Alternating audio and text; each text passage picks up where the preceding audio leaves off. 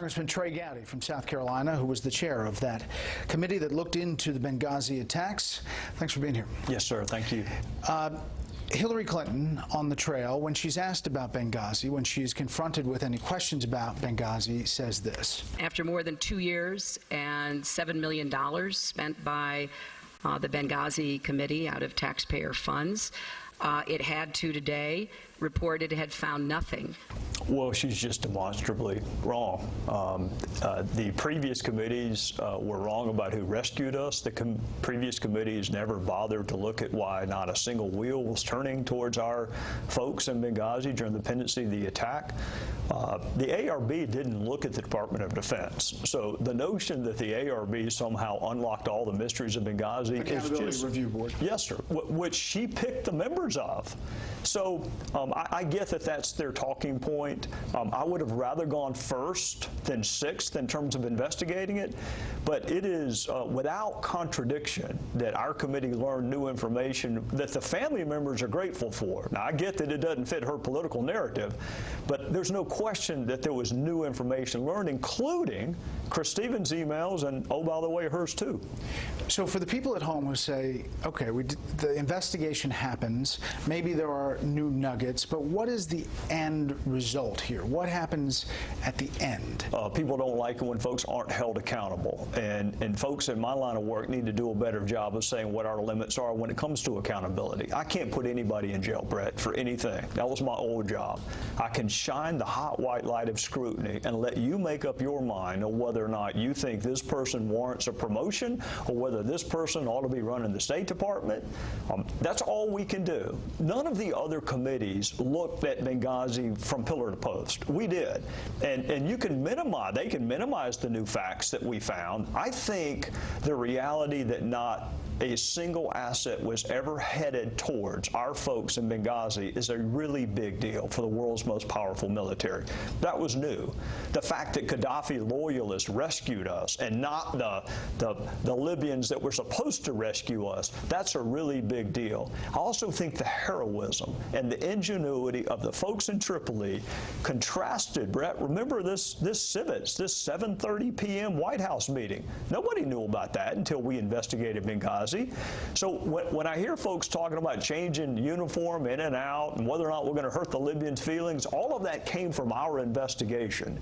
Folks who are looking for a smoking gun, it's not a gun case. It's a fire case. So you're not going to find a smoking gun. You mentioned Hillary Clinton and Libya. She was asked in the Commander-in-Chief Forum this past week about Libya, and here's what she said. I put together a coalition that included NATO, included the Arab League, and we were able to save lives.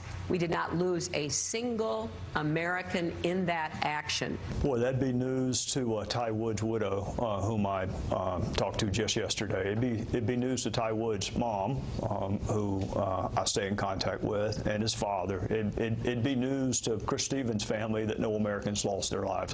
4 Americans lost their lives. And if it hadn't been for the valor and the heroism of folks in Tripoli, more Americans would have lost their lives. And if it hadn't been for Gaddafi loyalists, the guy that she takes credit for toppling, coming and rescuing our folks from the annex, it would have been a slaughter. So I don't know what the hell she's talking about when she says no Americans lost their lives. She is welcome to take credit for the intervention if she wants to.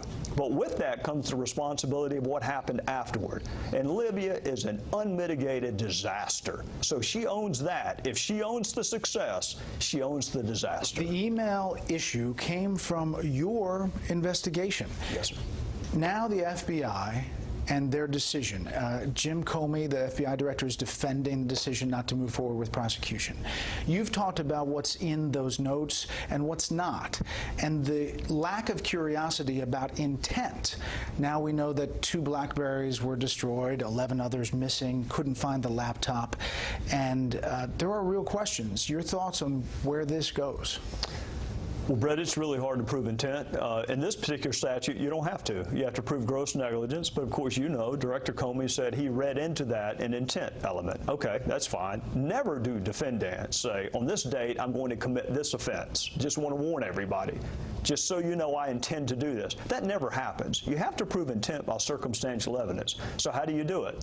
Consciousness of guilt. How do you prove consciousness of guilt? Destruction of evidence. The fact that you concealed it for however many years. All of these emails were concealed from the public record for however many years. And then when we asked for them back, she had her lawyers, not government lawyers. Not government, her lawyers went through and decided what you can see and what you cannot see. And even then, they missed about 15,000. And at the end of all of that, they decided to apply a product called Bleach Bit. Not the delete button, but a hammer and bleach bit to what they claim are yoga emails.